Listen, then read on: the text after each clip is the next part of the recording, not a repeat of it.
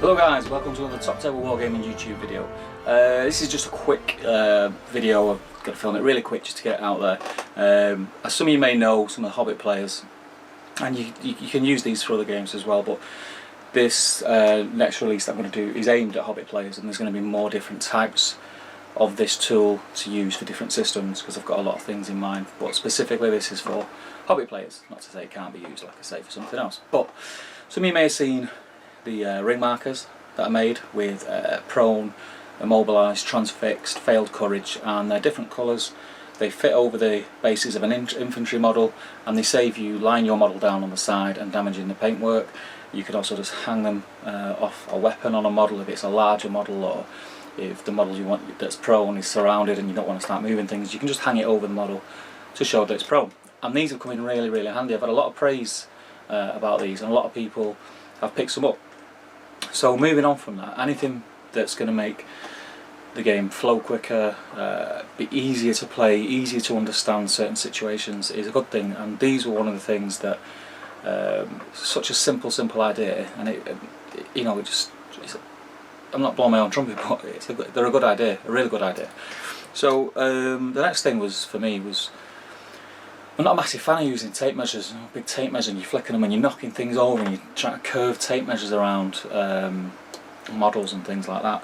And I've seen a lot of measuring tools. It's quite hard to see on the camera because it's clear plastic. We see quite a few of these for different systems. I've had these made up, and just following on from this, I'll show you an example of how it's to be used for Hobbit SBG. Excuse me. But I'll just give you a quick overview. So basically, the longer edge is 6 inches, which is the standard movement for an infantry model, unless you're a dwarf player or a goblin player, but generally it's a 6-inch move. So you've got that full movement along the longer edge. Along the shorter edge is a 3-inch movement. So if you're a 6-inch model with a bow and you want to just move 3, it's all very precise. You've also then got 4-inch and 5-inch for goblins, dwarves, hobbits, etc. But the thing about this is the longer edge, the sort of main ruler part, is exactly 1 inch. So it's the width of a base. So when you're measuring, oh, can that model fit through that gap? Can that model do this? Can that model fit in between these two models? And you get that situation where things get nudged out of the way, and it can be a real pain, especially if you're at a tournament and you're at one of the higher tables. Things like that really matter. In more friendly games you sort of let things slide, but things like that can really make a difference. So it's exactly 1 inch. You don't have to start trying to push models through gaps. Does that ruler fit in? No? Right, well, it can't go in. It's as simple as that. So that's the longer edge. On the shorter edge is 40mm, so it's a cav base. Yeah, it's exactly the width of a cav base. So it's the exact same thing. So with cavalry models, can it fit through? Or even like monsters that are on cav bases, can it fit through? Well, can that get through? No, right, well, it can't fit through. Dead easy.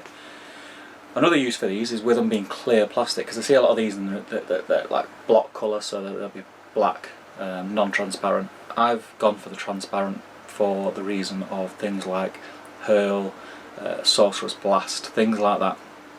The reason being is, like I say, it's 1 inch thick, the longer edge. So when you measure what the distance is and the direction that you want to hurl an infantry model in, and you try to work out who the base clips, and you're using like a straight line, a thin straight line, rather than 1 inch straight line, which is the width of the base.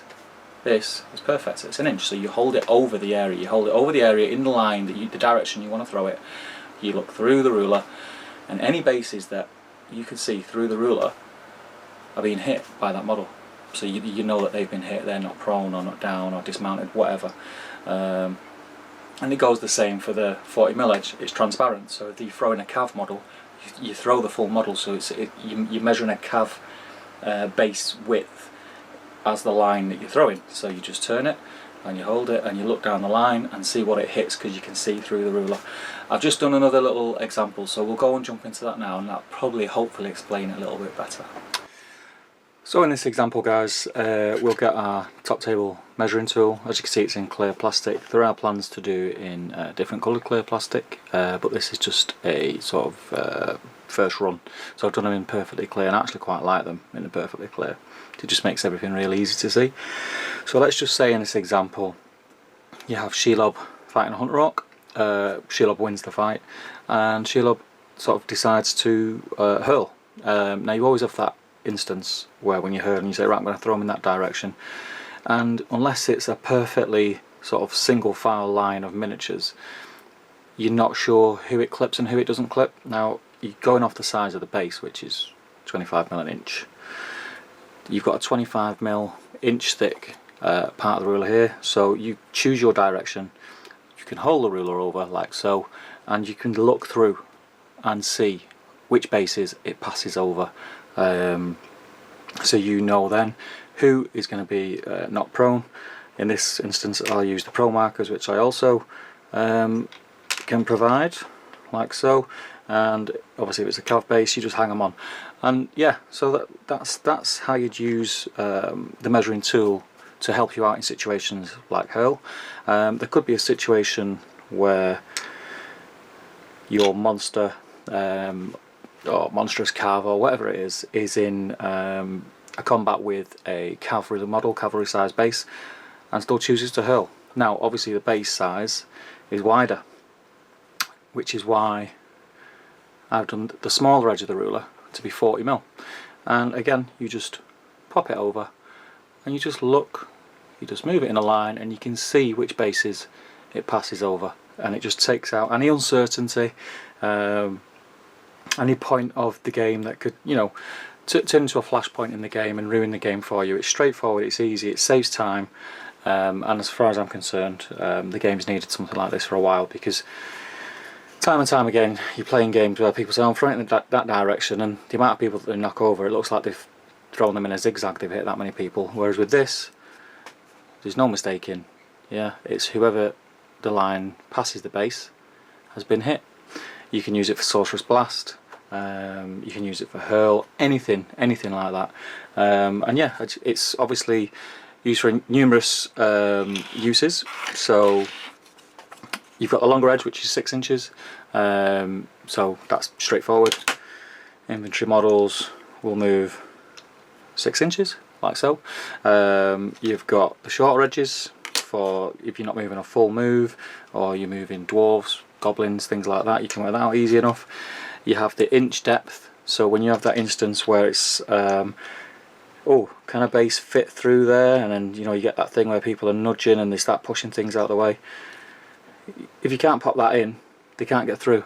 It's dead easy. So you just pop that in, and if you can't get that through, the base isn't going to fit through. And it's the same with the 40mm. Can you get a cav base through there? Well, will that fit through? And you haven't got that instance where people are pushing things and things are moving out of the way. You know, you can hold it from over the top like that because of the shape of it. It's like an L shape, so you can do it without moving anything on the table if it's crowded, and it's likewise if it's that way, you can just pop it down in between models and see the gap. You have the instance where you're in a combat and it's all quite muddled up. You lose a combat and you need to see if you've got an inch to back away. Can you pop that end in to see if there's an inch to back away? No? Right, well then you can't back in, it's trapped. Dead simple, and really effective. So yeah, so that's the Top Table Wargaming Hobbit based measuring tool. Yeah, I hope you like it. See you soon. So, what do you think, guys? Let me know what you think.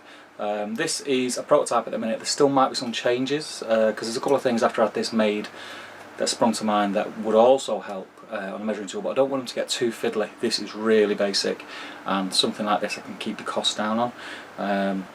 For one of these, you're probably looking about £4.50, something like that, which I think is well worth it, because the benefits it's going to bring to your game, it's not going to make you a better player, it's not going to do anything like that, but it's just going to make the games, there's not going to be any of them points in the game where you look back and you think, well, I don't think that he could have got through that gap, or I don't think he could have knocked my hero off with that hurl and knocked all them troops down at the same time because the line wasn't straight. It eliminates all that.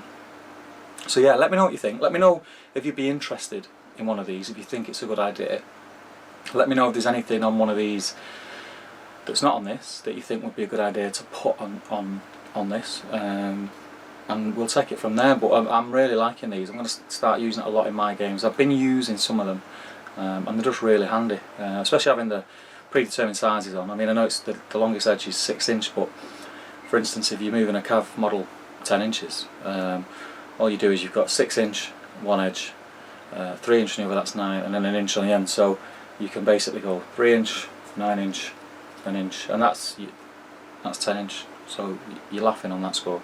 It just makes everything a bit more precise. And with you doing that sort of roll effect on the ruler, you know, you can work out around corners and around other models the distances a lot easier. So let me know what you think of these. I've got more little tips and tricks and things coming out, like the tokens and the measuring sticks, that are just going to make games quicker, flow smoother, and you've not got that thing in a tournament game, because you're up against the clock in tournaments. You know, every second counts, and you always feel like sometimes you've just, you know, oh, one more turn and I would have done this and I would have done that, and this can help. So let me know what you think.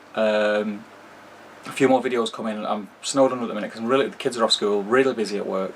I'm obviously a GBHL co-host now as well, so I'm doing some videos for those guys. But there's a lot of stuff coming on Top Table. I know I said it in my last video, but there's a lot of stuff. There's big plans coming for Top Table. So keep watching, keep supporting. I appreciate all the support, and let me know what you think of these guys. Would you be interested in using them?